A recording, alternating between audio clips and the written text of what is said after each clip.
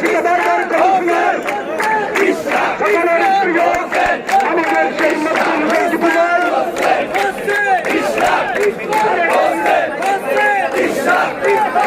আমরা এখানে উপস্থিত হয়েছি ইঞ্জিনিয়ার ইশরাক হোসেন এমন এক ব্যক্তি যিনি স্কলাস্টিকা থেকে এলেভেল সম্পন্ন করে যুক্তরাষ্ট্রের আন্তর্জাতিক বিশ্ববিদ্যালয় ইঞ্জিনিয়ারিং এ এমএস করে তারপরে দেশ মাতৃকার টানে তিনি বাংলাদেশে এসে এই ঢাকা সিটি কর্পোরেশনের নির্বাচন করেছিলেন।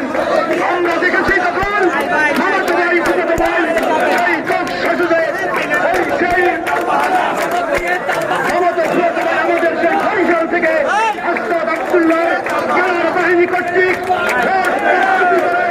সেই বিজয়ী ঘোষণা করেছিল।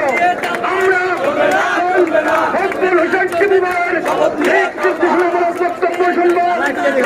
আমি একটু জানিয়ে দিতে চাই